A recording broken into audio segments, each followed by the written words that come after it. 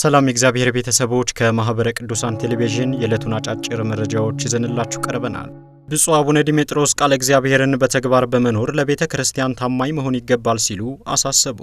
የሊባኖስ የተባበሩት አረብ ኤሚሬቶችና የመካከለኛው ምስራቅ ሀገረ ስብከት ሊቀ ጳጳስ ብፁዕ አቡነ ዲሜጥሮስ በዱባይ ደብረመዊ ቅዱስ ሚካኤል ወቅድስት አርሴማ ቤተ ክርስቲያን መንፈሳዊ ትምህርታቸውን ሲከታተሉ የነበሩ ተማሪዎችን መመረቃቸውን ተከትሎ ነው ይህንን ያሉት።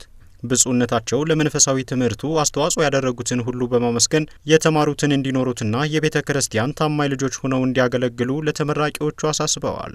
መላከማዊ ቀሲስ ደረጀ ጅማ ባስተላለፉት መልእክት የመንፈሳዊ ትምህርት ዋና ዓላማው በእውቀት ብቻ ሳይሆን በክርስቲያናዊ ሕይወትና በአገልግሎቱ መገለጥ እንደሆነ ገልጸው ተማሪዎቹ ቤተ ክርስቲያንና በማህበረሰቡ ውስጥ የተማሩትን እንዲተገብሩ አሳስበዋል።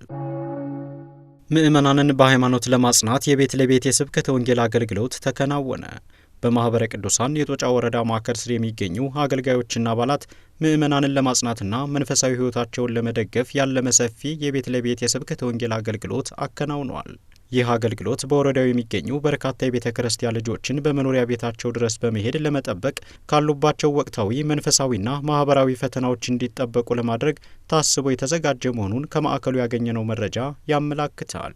ይህም አገልግሎት በወረዳው ለሚገኙ ምእመናን ትልቅ መነቃቃትን፣ መጽናናትና መንፈሳዊ ደስታን የፈጠረ ሲሆን ምእመናንም ማህበረ ቅዱሳን ላደረገላቸው መንፈሳዊ አገልግሎት ምስጋናቸውን አቅርበው ሊቀጥል እንደሚገባም አሳስበዋል።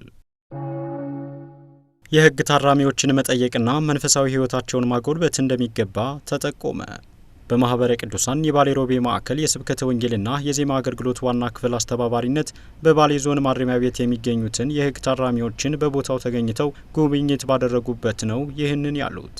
ለሕግ ታራሚዎች ስብከተ ወንጌል፣ የበገና መዝሙርና ያሬዳዊ ዝማሬ የቀረበ ሲሆን ማዕከሉ ለታራሚዎች የማዕድ ማጋራት መርሃ ግብር አከናውኗል። በቀጣይም መንፈሳዊ ተከታታይ ትምህርቶችንና መንፈሳዊ የርቀት ትምህርቶችን ለታራሚዎች ተደራሽ ለማድረግ የማዕከሉ ምክትል ሰብሳቢ መምህር ለገሰ ወርዶፋ ለታራሚዎች ቃል ገብተዋል። መረጃው በማህበረ ቅዱሳን የባሌ ሮቤ ማዕከል ነው። የአውሮፓ የሕግና የፍትህ ማዕከል በኦርቶዶክሳውያን ላይ እየደረሰ ያለውን ጥቃት ለተባበሩት መንግስታት ድርጅት የዘር ፍጅት መከላከል ቢሮ ጥሪ አቀረበ።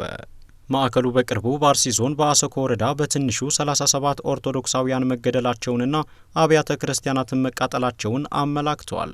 አክሎም የኦርቶዶክሳውያን ክርስቲያኖች ቤተሰቦችን በመለየት ቤቶቻቸውን በእሳት ማቃጠላቸውን፣ ንብረቶቻቸውንም መዘረፋቸውን ገልጸዋል።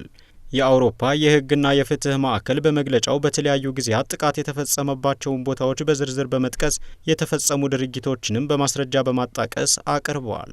ማዕከሉ በሲቪል ክርስቲያኖችና አማኞች ላይ ተከታታይነት ያለው ሲል የገለጠው ጥቃት በተባበሩት መንግስታት ድርጅት የዘር ፍጅት መከላከል ድንጋጌና የዓለም አቀፍ የጦር ወንጀሎች መዳኛ ፍርድ ቤት አኳያ ብርቱ የሕግ ጥያቄዎችን ያስነሳል ብለዋል።